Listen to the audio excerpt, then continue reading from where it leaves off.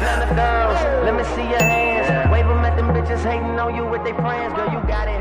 Let them know that. Hello everyone, welcome back to my channel. I am in a new location, as you can see. We are outside for real, and I thought that today I would just take you around my local park and teach you about some of the plants and herbs around us. What not a better way than to just teach you just by being in it.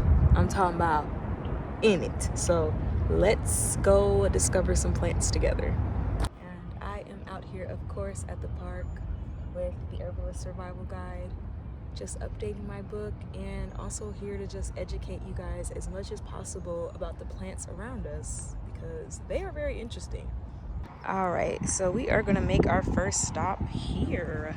This beautiful flower right here. This is called a California brittle bush, or a bush sunflower. And it looks like a daisy and a sunflower had a baby. That's my opinion. This beautiful plant is not medicinal, but it is very pretty, and I feel like you should know it because every time I used to walk past it, I thought it was a daisy or I thought it was a baby sunflower, but it is neither. It is a California brittle bush, and it is beautiful. These beautiful flowers are very drought tolerant, and they are pollinators for bees and butterflies, and as you can see, they are just absolutely beautiful to look at. I mean, come on now. Okay, so this is one that I kind of wanted to talk about. It's kind of mixed in. I'm not sure if this is all the same because it's a weed and it grows, everywhere. But this bad boy right there, I'm not touching it, but that's stinging nettle. Stinging nettle's flowers, if you touch it, it will zap you. The leaves do more damage. You touch the leaves, it typically will give you a bruise and it will burn on your hand. It's called stinging nettle for a reason. But plants like this is the reason why I like to talk about it, because I feel like, especially on the lower part of this hike, there was so many stinging nettles. There was just like a patch of it. And imagine if a kid or somebody was walking through it and just had no idea what it was. And yeah, this bad boy will sure let you know what it is real fast. That is stinging nettle. Let's move on. All right, here goes another one. I bet you thought you knew what this was, huh? Because it fooled me too. I bet you thought this was rosemary. Definitely looks very, very, very similar to rosemary. Looks like it could be a cousin, right? Well, this is not rosemary. Actually, this is a California sage bush. And let me just say, it smells absolutely super sweet. Like, I just broke off a leaf. I'm gonna break off another one.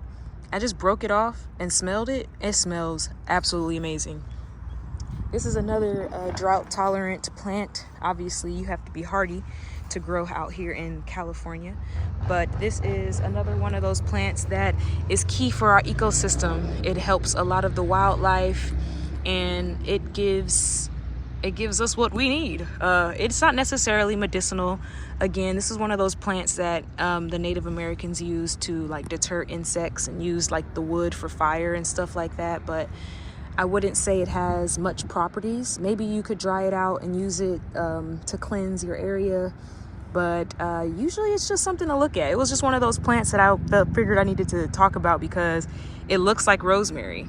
And this is what I mean by you have to be really careful with the type of plants you get because you never know. But I'm gonna smell this real quick.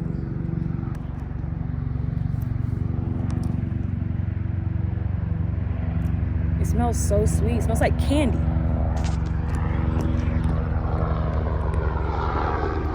literally smells like candy. Say hi to the police. Hi, police. Here is a baby. It looks like rosemary, so it looks like rosemary. I can't get over that, but yes, California sage bush, and then we got the California brittle bush over there, which is the California bush sunflower. These are obviously both shrubs, and they are both beautiful, and you can find them all over. Let me get a good view of this because you can't really see it all that well, but this right here, my friends, is called prickly lettuce.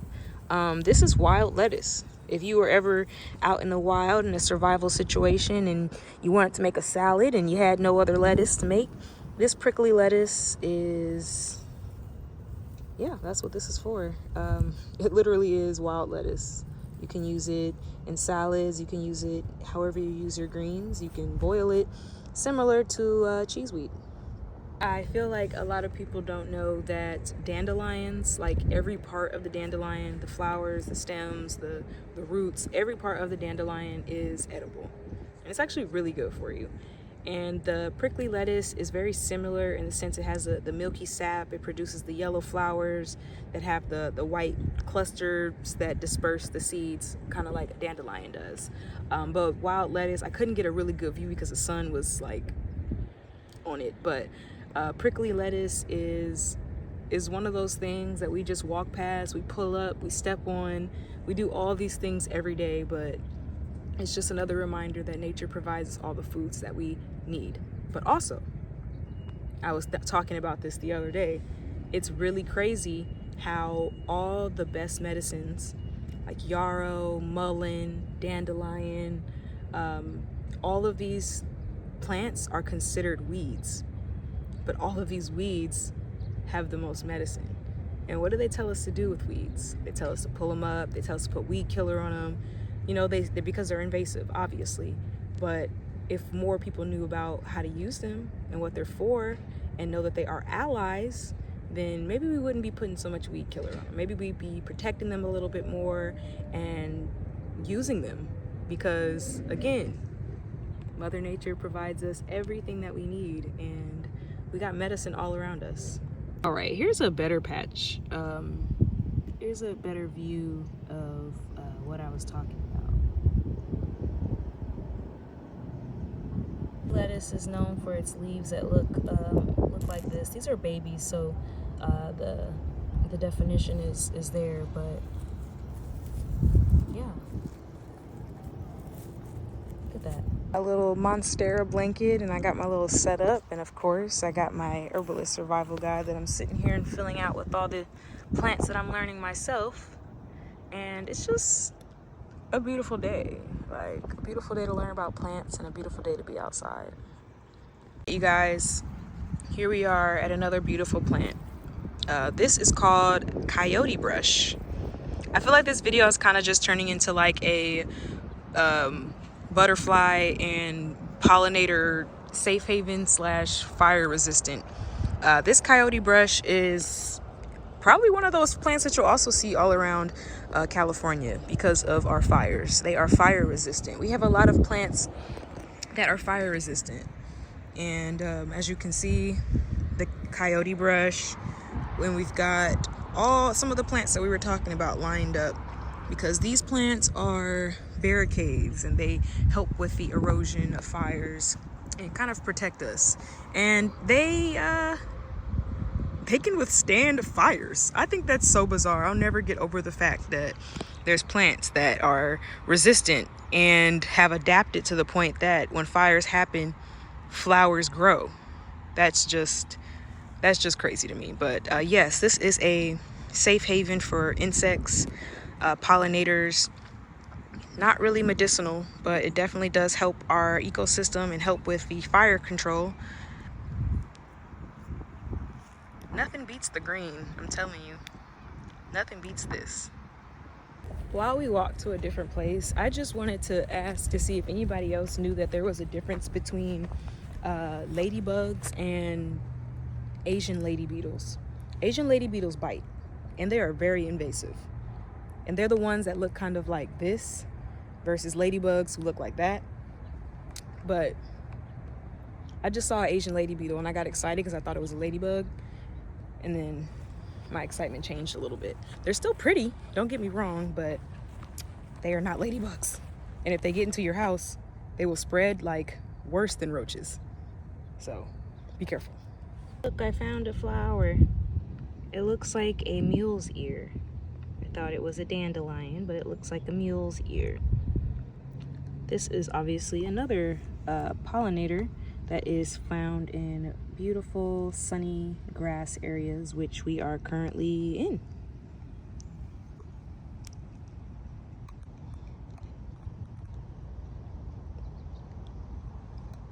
Beautiful little pollinator. And the birds like to eat the seeds of this plant. It's really pretty to look at. There goes something else that we know. That's clover. We all know about clover, right? Let's walk with me. It's really pretty.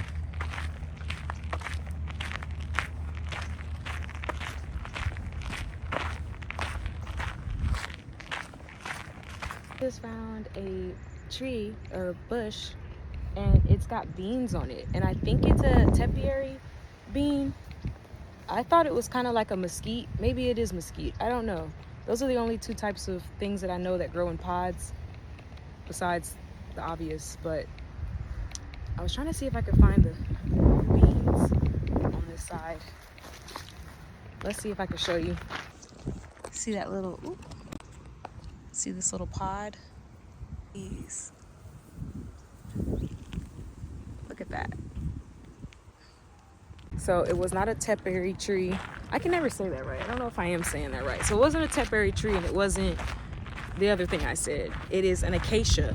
It is native to Australia, and it's called the Cyclops wattle.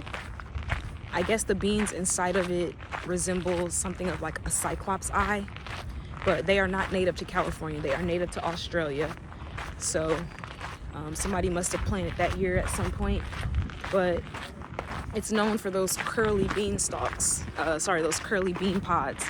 So yeah, that's another fun plant to know. We got a lot of like potted plants that I'm starting to learn within the legume family. The tepiary bush bean that is in the legume family. Those plants are typically native to Mexico, but we've got a lot of Southwest desert. We've got a lot of native plants that Arizona has. We have a lot of native plants that Mexico has. The Southwest biodiversity kind of hits a little different. So we are back walking. It is a beautiful day. I thought it was going to be kind of cold today, and it is a little chilly, but it's more beautiful than chilly. See, this is my problem. When I go on hikes, I always go off trail. I see pretty things and then I go off trail. So this is where we are. Off trail. But look at this little area. It goes down. I'm not going down there, but I will look down there. Yeah, nope, not going down there. Back on the route. Got a lot of critters out today. But it is a beautiful sunny day, so can't blame them. I'm technically a critter out. Look at this. This place is so beautiful. Y'all can say what y'all want about California, but this place is beautiful. The biodiversity here is unlike any place ever. Going down this little beautiful area right here because I can't resist. Hold on, let me show you. It's our walking path. So beautiful. Look at that. What's that? That's a California brittle bush. It is a bush sunflower. We just talked about that. It's so pretty. And they grow in abundance. In pretty much every hike that I've been to thus far, which is pretty cool. Look at that. This plant will never not be pretty to me. This beautiful plant behind me is called the plant of Madeira, and she is a beautiful. The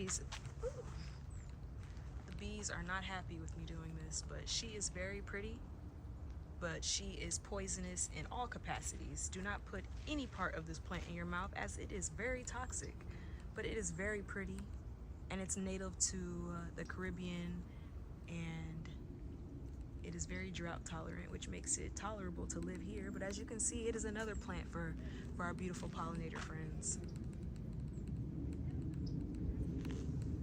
Some castor bean. But yeah, there's like a Christmas berry. Oh, speaking of the look, there's another plant that's referenced as Christmas berry, but this is also a plant that's nicknamed Christmas berry. Right, so this is toyin. I called it Christmas berry as it has that nickname as well, but it is also a California holly. It is a native plant to obviously here, and just look at that vibrant color, like, and then the ones that are shriveled up, they look like little raisins. Little raisins. This plant is beautiful, and it's so funny that I was just talking about it and we just came up on a big old bush. California holly, or Christmas berry, because of the bright red beautiful berries on it. It's also a drought tolerant shrub. I should probably stop saying things are drought tolerant. I think it's pretty obvious that we're in California and it's drought tolerant. We don't really have that many. I mean, we have tropical plants, but most of our plants need to be able to survive a fire. So most of them are going to be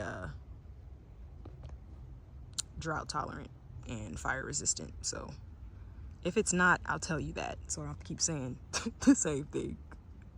All right, we are now back on our walk, headed back to the car. Unfortunately, if I could pitch up a tent and live here, that would be great, but we've got places to be, books to finish writing, so check that out soon. And yeah, I'm just taking in the last of this beautiful trail. I was trying to see if I could find some yarrow and if I could find some mullein.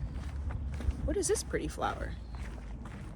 I wanted to see if I could find those two things for you guys to show you guys, because they grow here. Just speaking beautiful things into existence. I'm not gonna lie to you guys. I am super excited. One, because this is my first time actually seeing it myself in person.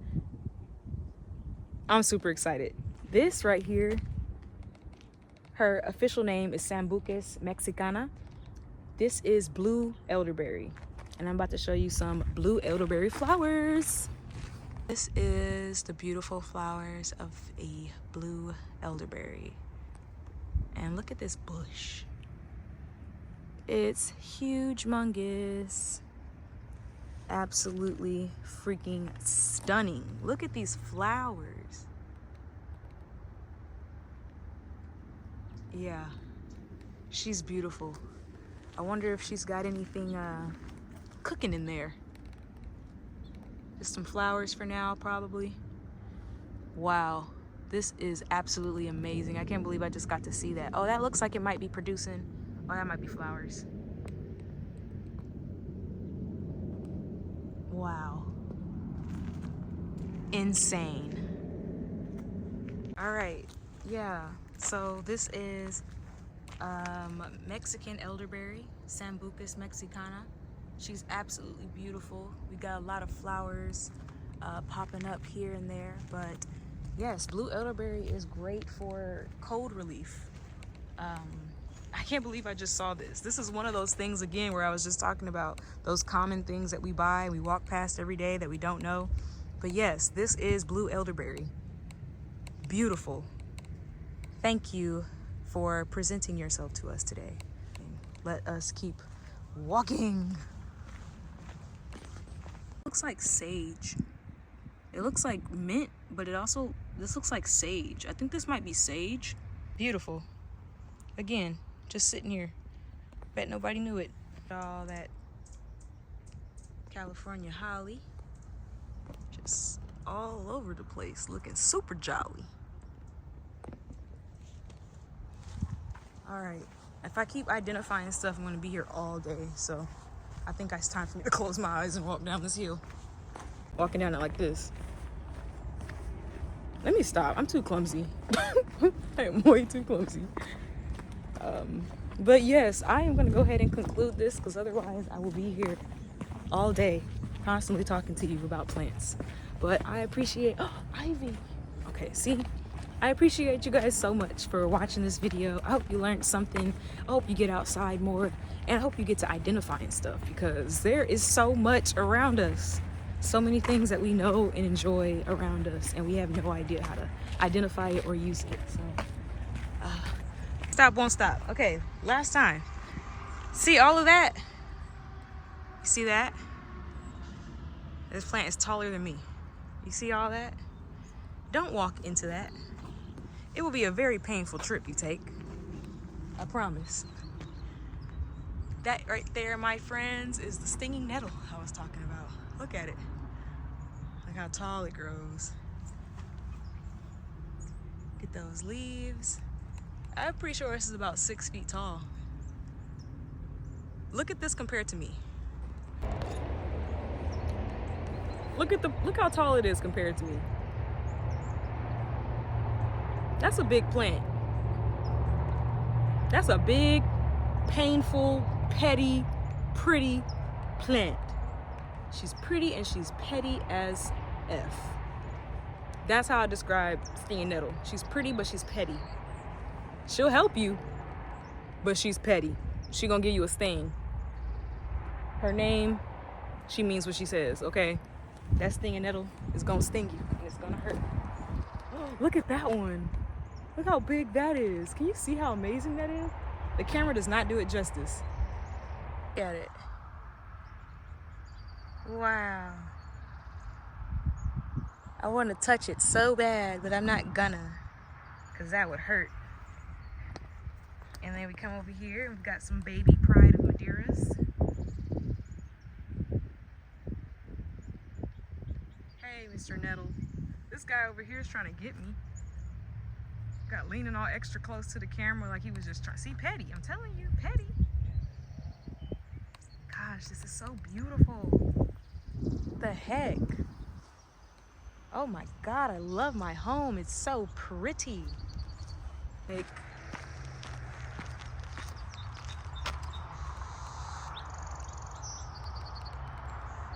look at all that.